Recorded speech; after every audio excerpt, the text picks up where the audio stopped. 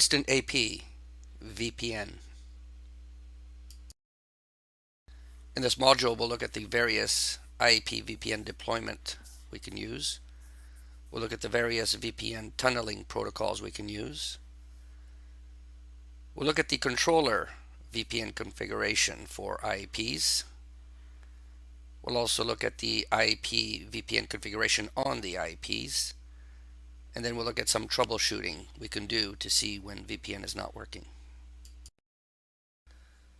IAPs have their own virtual controller architecture. Therefore, they do not need a controller for monitoring or configuration. The virtual controller will handle these processes.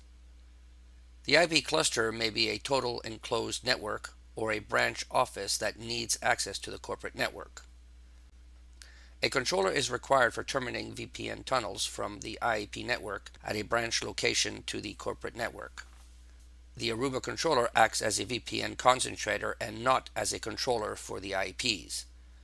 The controller may be dedicated as a VPN server or can be a controller in service with APs. With some VPN protocols, some VPN vendor neutral servers can be used. You can also set up site survivability with a 3G, 4G USB stick when the wireless LAN link fails. The VC creates a VPN connection for the cluster.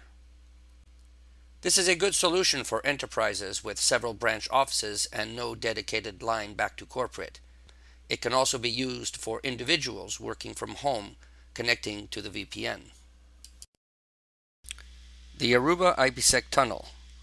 An Aruba IPsec tunnel is configured to ensure that the data flow between the network is encrypted. When configured, the IPsec tunnel to the controller secures corporate data. The function of the Aruba IPsec tunnel. This configuration is only supported with an Aruba controller, is configured with a whitelist and VPN pool on the controller, supports all modes operating including L2, L3, and local. Both AP and client traffic is encrypted and can traverse NAT boundaries with UDP 4500. Aruba GRE. Aruba GRE does not require any configuration on the Aruba Mobility Controller. This is because it will act as a GRE endpoint. The function of the Aruba GRE include: it is only supported with an Aruba controller. IPs will set up an IPsec tunnel to program the controller with a data path, which in turn will set up the GRE tunnel. No manual GRE configuration is needed on the controller. The IPs have a peer GRE tunnel used to transport client traffic. Only L2 modes of operations are supported. GRE failover is supported, and it cannot traverse a NAT boundary. A manual GRE requires GRE tunnels to be explicitly configured on the GRE endpoint. It can be an Aruba Mobility Controller or any device that supports GRE termination. L2TP Layer 2 Tunnel Protocol allows an IAP to act as an L2TP access concentrator and tunnel all wireless client with L2 traffic from the AP to an L2TP network server.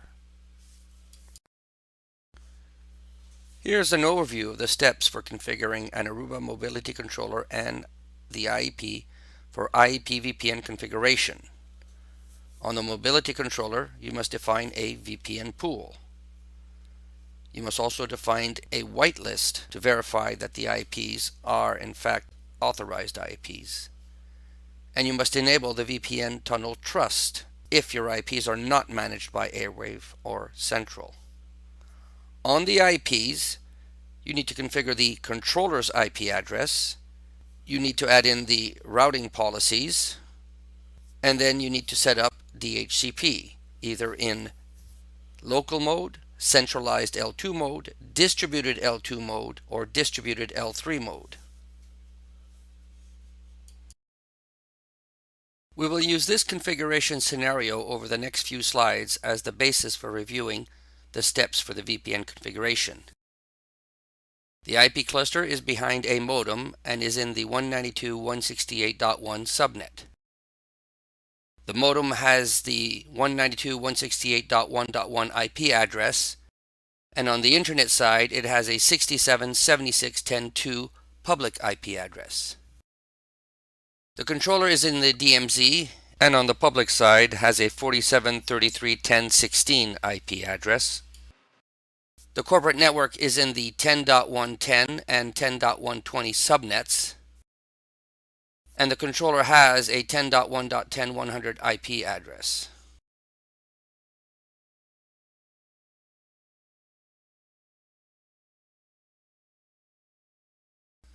In the controller's VPN configuration, you need to set up the VPN address pool.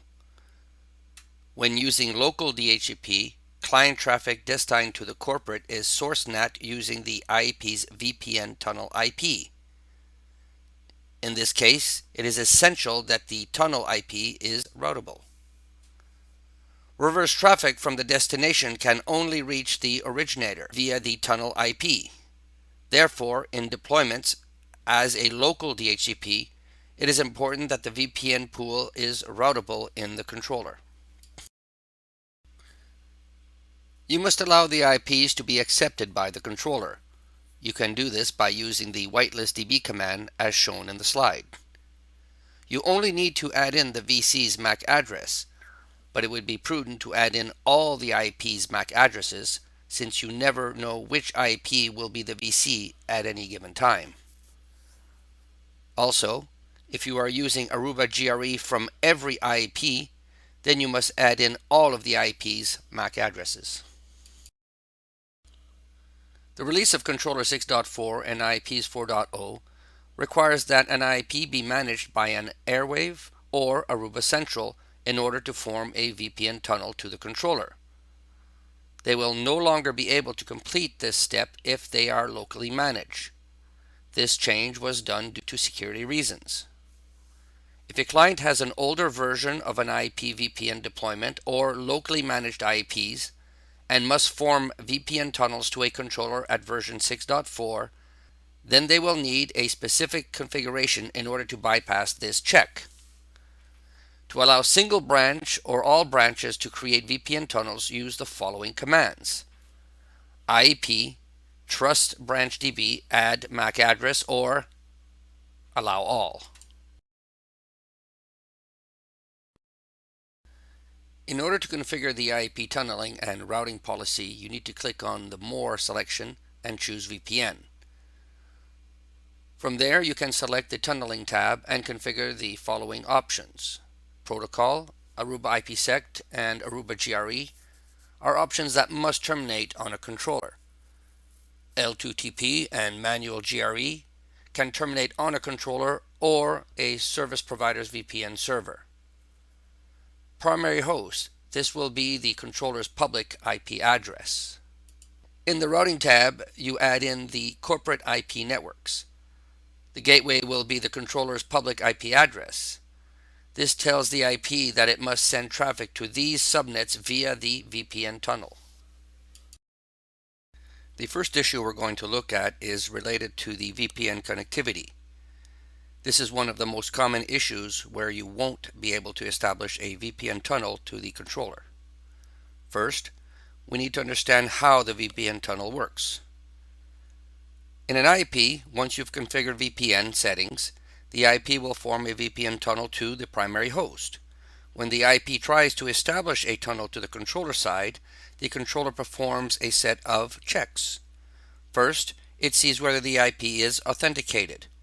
If the IP is authenticated, then it establishes the tunnel with the IP and assigns an inner IP. Once this happens, the tunnel will be up and running. To establish the tunnel, the IP needs to be able to talk to the controller through port 4500. The public IP of the controller should be accessible by the IP.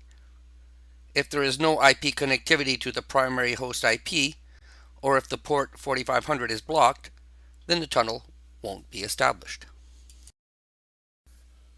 In this slide, we've listed some of the common mistakes that can cause VPN connectivity issues, as well as some useful troubleshooting commands to resolve these issues. Some issues you may see include IPs not in the whitelist or not trusted, a gateway firewall blocking UDP 4500 and therefore blocking the IP's VPN, ISP or DMZ issues where the IAP cannot reach the public IP address for the controller. Misconfiguration of the IP address in the VC IAP. VPN pool is exhausted.